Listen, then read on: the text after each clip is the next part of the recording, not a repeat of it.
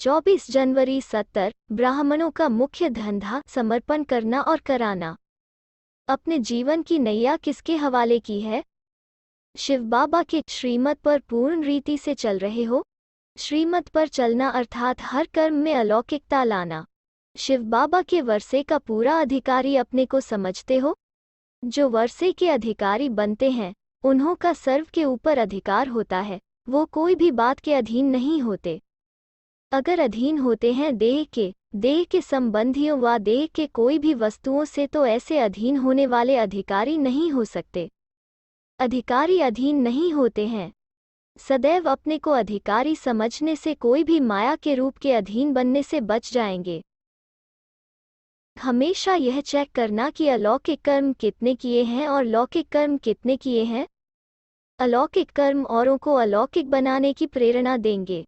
सभी ने यह लक्ष्य रखा है कि हम सभी ऊंचे ते ऊंचे बाप के बच्चे ऊंचे ते ऊंचा राज्य पद प्राप्त करेंगे व जो मिलेगा वही ठीक है।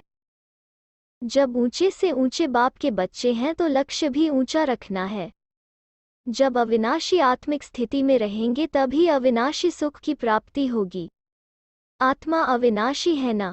मधुबन में आकर मधुबन के वरदान को प्राप्त किया। वरदान बिना मेहनत के सहज ही मिलता है। अव्यक्ति स्थिति में अव्यक्ति आनंद, अव्यक्ति स्नेह, अव्यक्ति शक्ति, इन सभी की प्राप्ति सहज रीति होती है। तो ऐसा वरदान सदैव कायम रहे, इसकी कोशिश की जाती है।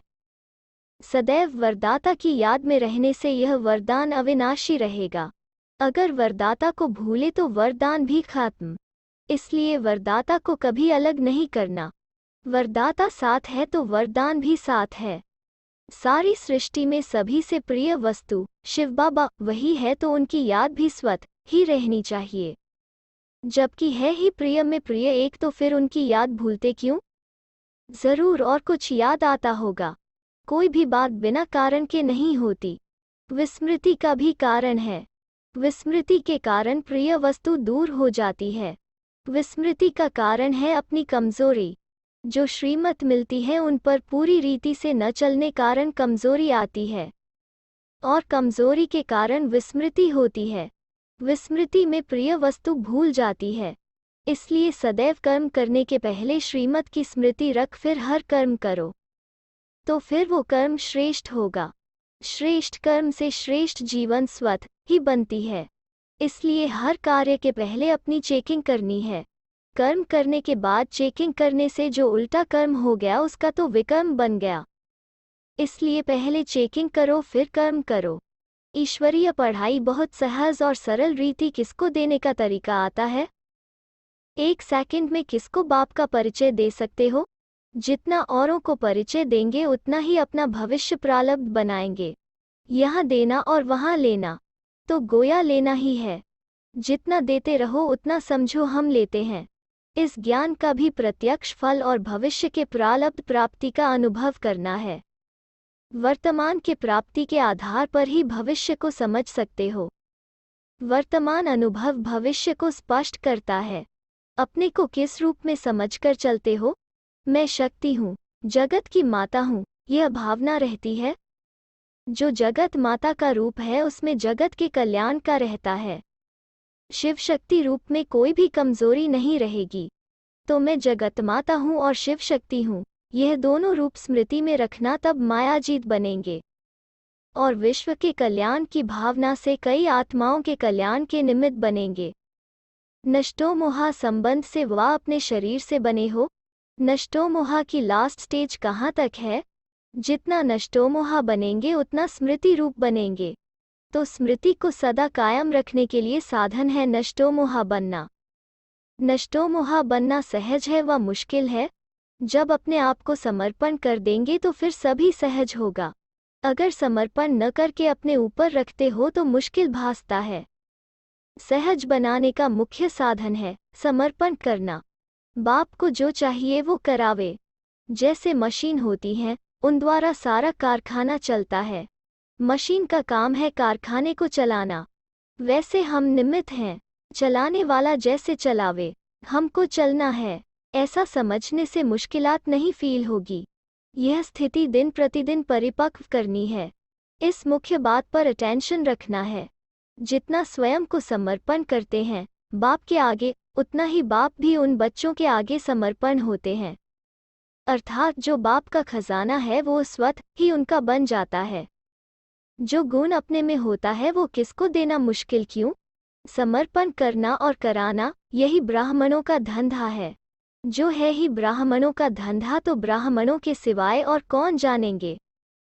जैसे बाप थोड़े में राजी नहीं होता, बच्चों को भी थोड़े में राजी नहीं होना है। निश्चय की निशानी क्या है? विजय। जितना निश्चय बुद्धि होंगे उतना ही सभी बातों में विजयी होंगे। निश्चय बुद्धि की कभी हार नहीं होती। हार होती है तो समझना चाहिए कि निश्चय की कमी है। निश्चय बुद्धि विजयी रत्नों में से हम एक रत्न हैं, ऐसे अपने को समझना है। विघ्न तो आएंगे, उन्हों को खत्म करने की युक्ति है। सदैव समझो कि यह पेप है। अपनी स्थिति की परख यह पेप कराता है। कोई भी विघ्न आए तो उनको पेप समझ पास करना है।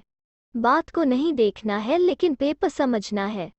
पेपर में भी भिन्न भिन्न क्वेश्चन होते हैं, कभी मनसा का, कभी लोक लाज का, कभी संबंध का, कभी देशवासियों का क्वेश्चन आएगा। परंतु इसमें घबराना नहीं है, गहराई में जाना है। वातावरण ऐसा बनाना चाहिए जो न चाहते भी कोई खींच आए। जितना खुद अव्यक्त वायुमंडल बनाने में बिजी रहेंगे उतना स्वतः सभी होता रहेगा। जैसे रास्ते जाते कोई खुशबू आती है तो दिल होती है कि जाकर देखे क्या है, वैसे ये अव्यक्त खुशबू भी न चाहते हुए खींचेंगी। जो लक्ष्य रखा जाता है उसको पूर्ण करने के लिए ऐसे लक्षण भी अपने में भरने हैं। ढीले कोशिश वाले कहाँ तक पहुँचेंगे? कोशिश शब्द ही कहते रहेंगे तो कोशिश में ही रह जाएंगे। एम तो रखना है कि करना ही है। कोशिश अक्षर कहना कमजोरी है। कमजोरी को मिटाने के लिए कोशिश शब्द को मिटाना है। निश्चय से विजय हो जाती है। संशय लाने से शक्ति कम हो जाती है। निश्चय बुद्धि बनेंगे तो सभी का सहयोग भी मिलेगा। कोई भी कार्य करना होता है तो सदैव यही सोचा जाता है कि मेरे बिना कोई कर नहीं सकता, तब वही सफलता होती है। आज से कोशिश अक्षर खत्म करो। मैं शिव शक्ति हूँ। शिव शक्ति सभी कार्य कर सकती है। शक्तियों की शेर पर सवारी दिखाते हैं। किस भी प्रकार माया शेर रूप में आए डरना नहीं है। शिव शक्ति कभी हार नहीं खा सकती। अभी समय ही कहाँ है। समय के पहले अपने को बदलने से 1 का लाख गुना मिलेगा। बदलना ही है तो ऐसे बदलना चाहिए। याद आता है कि अगले कल्प भी वर्षा लिया था। अपने को पुराना समझने से वो कल्प पहले की स्मृति आने से पुरुषार्थ सहज हो जाता है। क्योंकि निश्चय रहता है कल्प पहले भी मैंने लिया था, अब भी लेकर छोड़ेंगे। कल्प पहले की स्मृति शक्ति दिलाने वाली होती है। अपने को नए समझेंगे तो कमजोरी के संकल्प आएंगे। पा सकेंगे वा नहीं, लेकिन मैं हूँ ही कल्प पहले वाला, इस स्मृति से शक्ति आएगी। सदैव अपने को हिम्मतवान बनाना चाहिए। हिम्मत हारना नहीं चाहिए। हिम्मत से मदद भी मिलेगी। हम सर्वशक्तिमान बाप के बच्चे हैं। बाप को याद किया, यही हिम्मत है। बाप को याद करना सहज है व मुश्किल? सहज करने में सहज हो जाता है। यह तो मेरा कर्तव्य ही है, फर्ज है। क्या करूं, यह संकल्प आने से मुश्किल हो जाता है। कभी भी अपने अंदर कमजोर संकल्प को नहीं रहने देना। अगर मन में कमजोर संकल्प उत्पन्न भी हो जाएं तो उनको वहां ही खत्म कर शक्तिशाली बनाना है। अब तक भी अगर कोशिश करते रहेंगे तो अव्यक्त कशिश का अनुभव कब करेंगे? जब तक कोशिश है तब तक अव्यक्ति कशिश अपने में नहीं आ सकती है। यह भाषा ही कमजोरी की है। सर्वशक्तिमान बाप के बच्चे यह नहीं कह सकते। उनके संकल्प वाणी सभी निश्चय के होंगे। ऐसी स्थिति बनानी है। सदैव चेक करो कि संकल्प रूपी फाउंडेशन मजबूत है। तीव्र पुरुषार्थी की चलन में यह विशेषता होगी जो उनके संकल्प, वाणी, कर्म तीनों ही एक समान।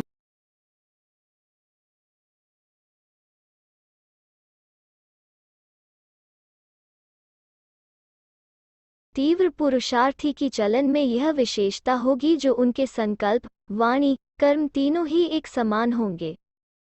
संकल्प ऊंच हो और कर्म कमजोर हो तो उनको तीव्र पुरुषार्थी नहीं कहेंगे। तीनों की समानता चाहिए। सदैव यह समझना चाहिए, जो कि माया कभी कभी अपना रूप दिखाती है, यह सदैव के लिए विदाई लेने आती है। विदाई के बदले निमंत्रण दे देते हो। सदैव शिव बाबा के साथ हूँ, उनसे अलग होंगे ही नहीं तो फिर कोई क्या करेंगे। कोई बिजी रहता है तो फिर तीसरा डिस्टर्ब नहीं करता है। समझते हैं तंग करने वाला कोई नहीं आए तो एक बोर्ड लगा देते हैं। आप भी ऐसा बोर्ड लगाओ तो माया लौट जाएगी। आने का स्थान ही नहीं मिलेगा। कुर्सी खाली होती है तो कोई बैठ जाता है। माताओं के लिए तो बहुत सहज है, सिर्फ बाप को याद करना, बस। बाप को याद करने से ज्ञान आपे ही इमर्ज हो जाता है। बाप को जो याद करता है उनको हर कार्य में मदद बाप की मिल जाती है। याद की इतनी शक्ति है, जो अनुभव यहाँ पाते हो वो वहाँ भी स्मृति में रखेंगे तो अविनाशी बन जाएंगे। बुद्धि में बार बार यही स्मृति रखो, हम परमधाम निवासी हैं। कर्तव्य अर्थ यहाँ आए हैं, फिर वापस जाना है। जितना बुद्धि को इन बातों में बिजी रखेंगे तो फिर भटकेंगे नहीं। ज्ञान भी किसको युक्ति से सुनाना है, सीधा ज्ञान सुनाने से घबरा जाएंगे। पहले तो ईश्वरीय स्नेह में खींचना है। शरीरधारी को चाहिए धन, बाप को चाहिए मन। तो मन को जहाँ लगाना है वहाँ ही लगा रहे और कहाँ प्रयोग न हो। योग युक्त अव्यक्त स्थिति में रह दो बोल बोलना भी भाषण करना ही है। 1 घंटे के भाषण का सार 2 शब्द में सुना सकते हो। दिन प्रतिदिन कदम आगे समझते हो। ऐसे भी नहीं सोचना कि अभी समय पड़ा है, पुरुषार्थ कर लेंगे, लेकिन समय के पहले समाप्ति करके और इस स्थिति का अनुभव प्राप्त करना है। अगर समय आने पर इस स्थिति का अनुभव करेंगे तो समय के साथ स्थिति भी बदल जाएगी। समय समाप्त तो फिर अव्यक्त स्थिति का अनुभव भी समाप्त हो, दूसरा पाठ आ जाएगा। इसलिए पहले से ही अव्यक्त स्थिति का अनुभव करना है।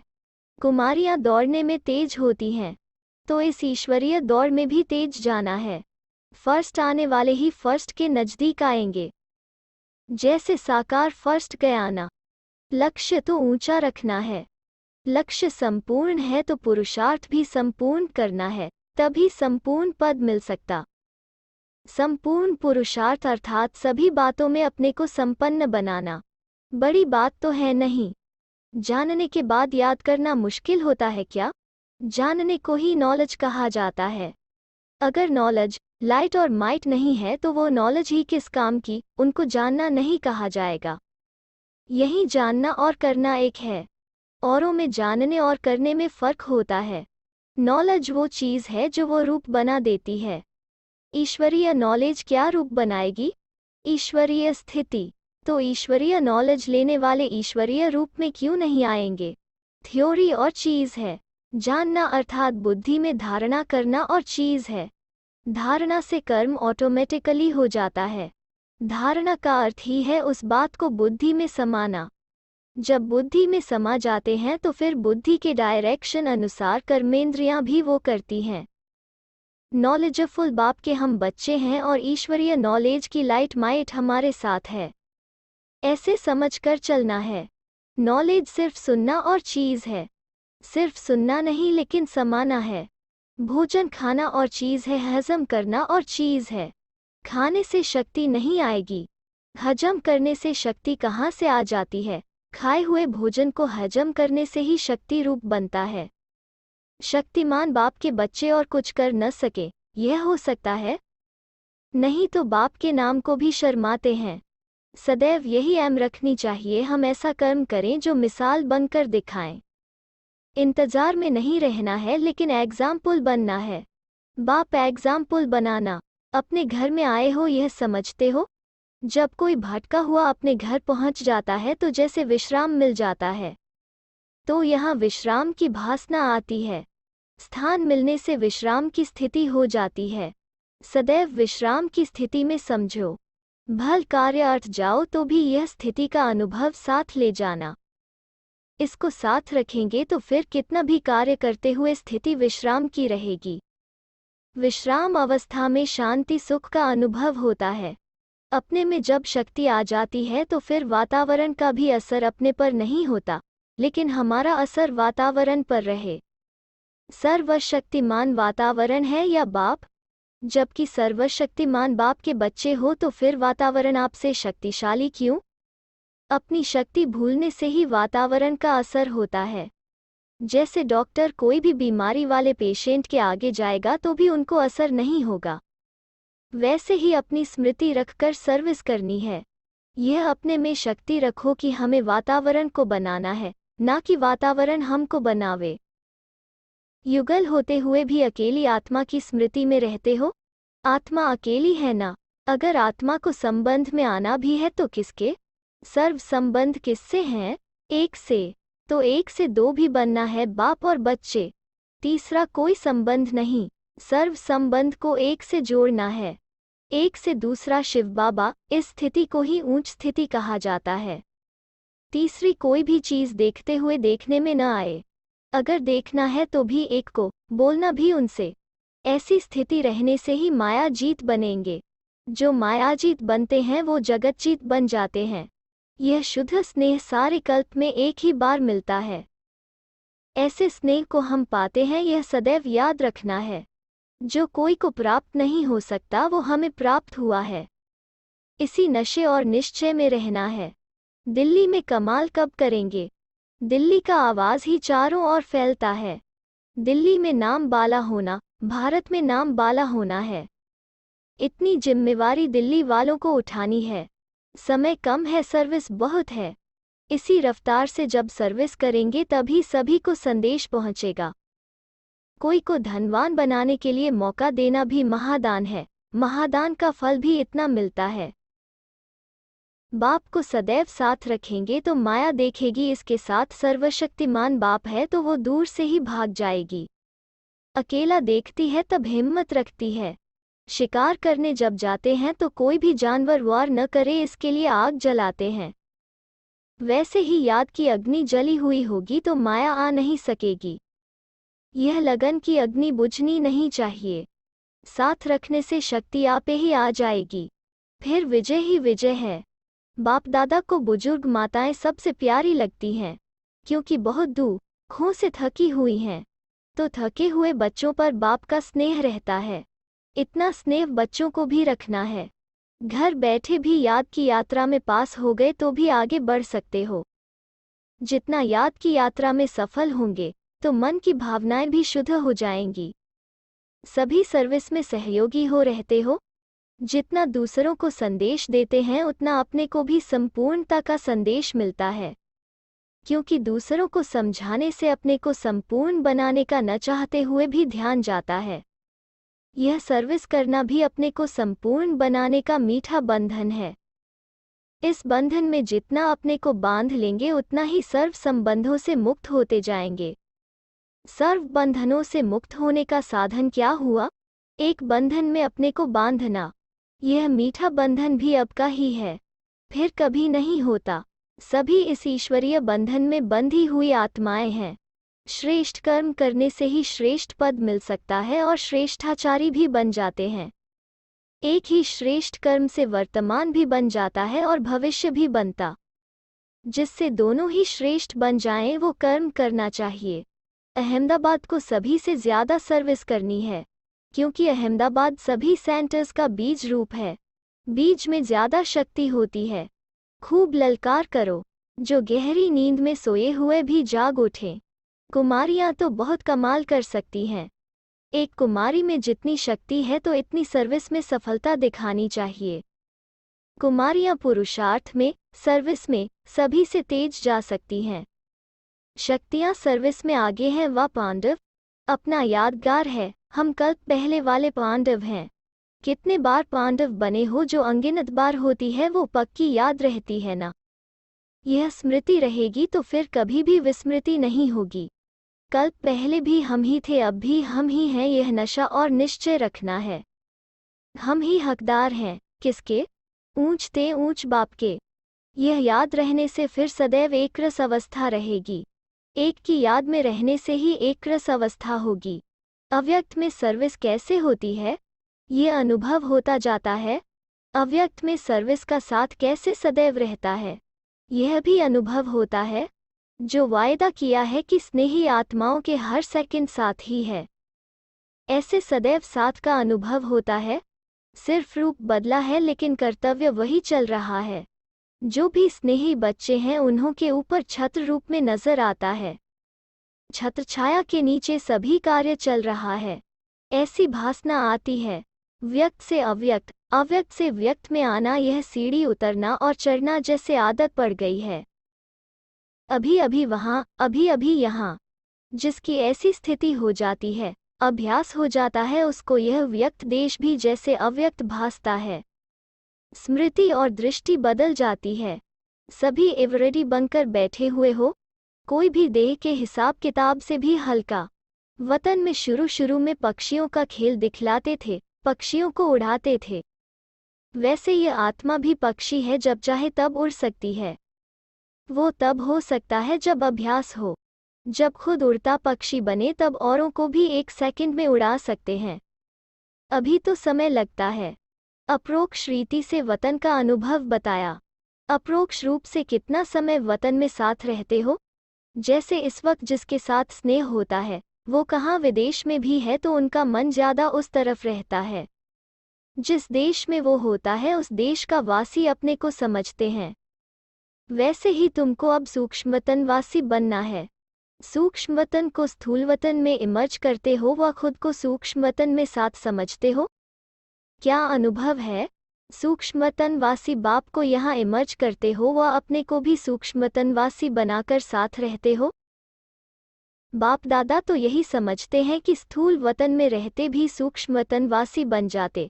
यहाँ भी जो बुलाते हो यह भी सूक्ष्मवतन के वातावरण में ही सूक्ष्म से सर्विस ले सकते हो। अव्यक्त स्थिति में स्थित होकर मदद ले सकते हो। व्यक्त रूप में अव्यक्त मदद मिल सकती है। अभी ज़्यादा समय अपने को फरिश्ते ही समझो। फरिश्तों की दुनिया में रहने से बहुत ही हल्कापन अनुभव होगा, जैसे कि सूक्ष्मवतन को ही स्थूलवतन में बसा दिया है। स्थूल और सूक्ष्म में अंतर नहीं रहेगा, तब संपूर्ण स्थिति में भी अंतर नहीं रहेगा। यह व्यक्त देश जैसे अव्यक्त देश बन जाएगा, संपूर्णता के समीप आ जाएंगे। जैसे बाप दादा व्यक्त में आते भी हैं तो भी अव्यक्त रूप के अव्यक्त देश की अव्यक्ति प्रवाह में रहते हैं। वही बच्चों को अनुभव कराने लिए आते हैं। ऐसे आप सभी भी अपने अव्यक्त स्थिति का अनुभव औरों को कराओ। जब अव्यक्त स्थिति की स्टेज संपूर्ण होगी तभी अपने राज्य में साथ चलना होगा। एक औख में अव्यक्त संपूर्ण स्थिति, दूसरी औख में राज्य पद। ऐसे ही स्पष्ट देखने में आएंगे जैसे साकार रूप में दिखाई पड़ता है। बचपन रूप भी और संपूर्ण रूप भी। बस यह बनकर फिर यह बनेंगे। यह स्मृति रहती है। भविष्य की रूपरेखा भी जैसे संपूर्ण देखने में आती है। जितना जितना फरिश्ते लाइफ के नज़दीक होंगे उतना उतना राजपद को भी सामने देखेंगे। दोनों ही सामने। आजकल कई ऐसे होते हैं जिनको अपने पास्ट की पूरी स्मृति रहती है, तो यह भविष्य भी ऐसे ही स्मृति में रहे, यह बनना है। वो भविष्य के संस्कार इमर्ज होते रहेंगे, मर्ज नहीं, इमर्ज होंगे। अच्छा।